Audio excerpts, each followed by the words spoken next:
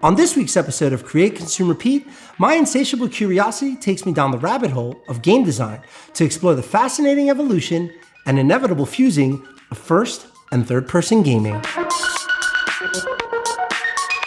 As an old-school gamer, I marvel at how modern games marry first-person and third-person mechanics seamlessly together, while not breaking our sense of immersion. But it wasn't always like this. In fact, not so long ago, it was the very first design choice a developer had to make when building a game. Will it be first person or third person was an important choice that would greatly impact everything from field of view, environmental design, camera systems, melee combat, and player-character bond. And before I get a ton of nasty comments, yes, it's still an important decision, but no longer as polarizing due to better developer tools and smarter design. But this video isn't about those tools. It's about the slow fusing of these two camps. And to understand that, we need to look at the 80s, a time flush with 2D shooters and side-scrolling platformers like R-Type and Super Mario Bros. Games that captivated our attention for a decade. But by the late 80s, gamers' appetites began to wane. Sure, you had games like Tempest and Space Harrier that tried to innovate in the stagnant 2D space, but it wasn't until the release of Wolfenstein 3D in May of '92 that gaming would be forever changed with the introduction of the first-person shooter. We into killing Nazi business, and cousin businesses are booming. Oh yeah! Sure, it wasn't technically the first FPS. That happened in '73, but Wolfenstein 3D struck a chord in audiences, and with the release of Doom in December of '93, a new genre had arrived.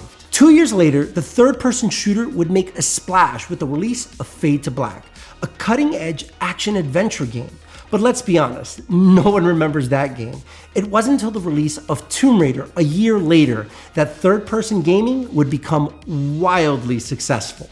The rise of these two genres ushered in a new age, one where game developers had more options, artistic freedom, and a license to experiment, while gamers, well, we had an abundance of choice, yet somehow toxic fans from each camp would entrench themselves in pointless arguments over which genre was better. What were they thinking? Help me, Obi-Wan Kenobi.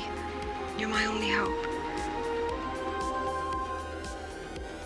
What could have been another sequel to LucasArts' wildly successful Doom clone Dark Forces turned out to be, in my opinion, the catalyst for merging the best of first-person and third-person shooters.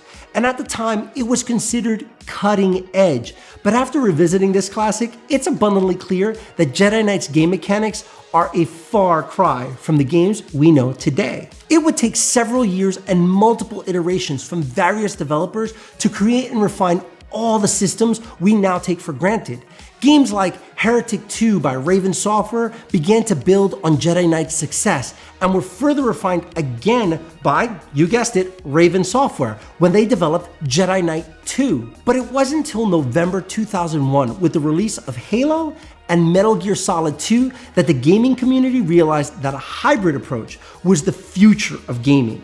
Metal Gear's third-person stealth exploration coupled with a first-person shooting mechanic felt revelatory, and Halo's first-person gunplay coupled with third-person vehicular combat granted gamers the ability to take in the vast grandeur of the world, while kicking the shit out of the Covenant. Of course, this hybrid approach would continue to grow in popularity and be refined for many more years.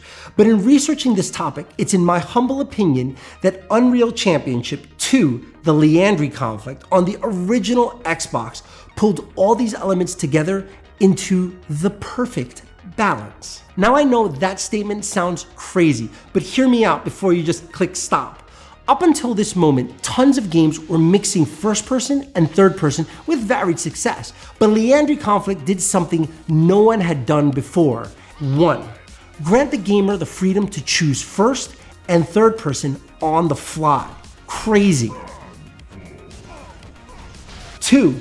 Choose between gun combat or melee combat, or even a combination without penalty. And 3.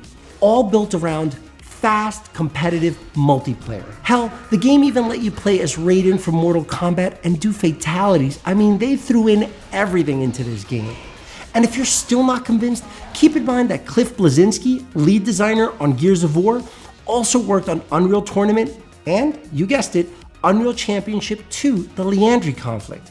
And if you take a close look at Gears of War, you can actually spot the continued refinement of first-person and third-person mechanics, along with the addition of a cover-based combat mechanic, which was originally seen in Winback, Covert Operations, and Killswitch.